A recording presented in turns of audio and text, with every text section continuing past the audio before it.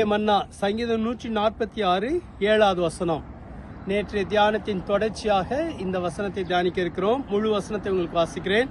அவர் ஒடுக்கப்பட்டவர்களுக்கு நியாயம் செய்கிறார், பசியா இருக்கிறவர்களுக்கு ஆகாரம் கொடுக்கிறார், கட்டுண்டவர்களை கர்த்தர் விடுதலை ஆக்குகிறார். நேற்றைய தினத்தில் பார்த்தோம், ஒடுக்கப்பட்டவர்களுக்கு நியாயம் செய்கிற தேவன்.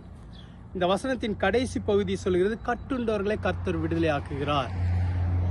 அநேக காரியங்கள் நம்மளை கட்டி வைக்கிறது, சத்ருவின் காரியங்கள் நம்மளை கட்டி வைக்கிறது. கட்டப்பட்ட ஒரு வாழ்க்கை முன்னேற விடாமல் முடக்கப்பட்ட ஒரு வாழ்க்கையாக இருக்கும். சில நேரங்களில் சத்ருவால் நாம் கட்டப்பட்டிருக்கிறோம். ஆனால் கட்டப்பட்டவர்களை கர்த்தர் விடுதலையாக்குகிறார். கர்த்தருடைய கரம் ஒரு விடுவிக்கிற கரம். கர்த்தருடைய ஆவியானவர் விடுவிக்கிற ஆவியானவர். வேதத்தில் இயேசு கிறிஸ்து எப்படி ஒரு மனுஷன், கட்டப்பட்ட மனுஷனை விடுவித்தார் என்பதை பார்க்கிறோம். வனாந்தரத்தில் அவன் தன்னைத்தானே காயப்படுத்தி கொண்டு பிசாசின் கட்டுக்குள்ளாக இருந்தான். அவனால் பட்டணத்துக்குள் வாழ முடியல.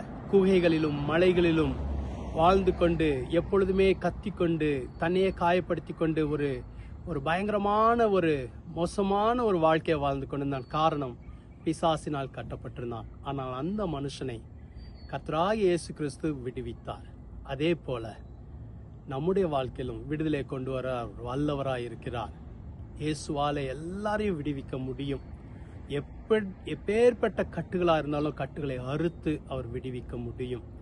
இன்றைக்கும் நம்முடைய வாழ்க்கையில விடுதலை கொண்டு வர விரும்புகிறார். சில நேரங்களில் நம்முடைய சிந்தையில ஏதோ ஒரு எண்ணம் நம்மளை கட்டி வைத்து அந்த எண்ணத்தையே திரும்ப திரும்ப திரும்ப நம்மளை யோசிக்க வைத்து நம்மளை ஒரு மன உளைச்சலுக்குள் தள்ளுகிறது, அல்லது நம்மளை முன்னேற விடாதபடி முடக்கி விட பார்க்கிறது. ஆனால் இன்னைக்கு அப்படிப்பட்ட கட்டுகளிலிருந்து கர்த்தர் நம்மளை விடுவிக்க விரும்புகிறார். இன்றைக்கே விடுவிக்கிறார். ஜெபிக்கலாமா? இயேசுவின் நாமத்தினாலே எங்களுக்கு விடுதலை உண்டு. இயேசுவின் ரத்தத்தினாலே விடுதலை உண்டு. இயேசுவின் பரிசுத்த ஆவியானவரால் விடுதலை உண்டு. கர்த்தாவே, நீர் எங்கள் ஜெபத்தை கேட்கிறீங்கப்பா.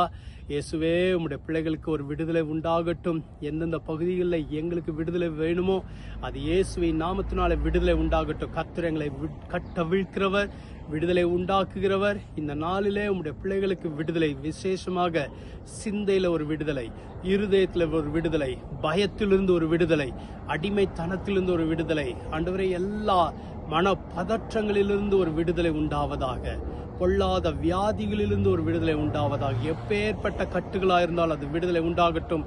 மரண கட்டுகளிலிருந்து ஒரு விடுதலை உண்டாவதாக. அற்புதங்களை கர்த்தர் செய்யப்போறக்கா நன்றி.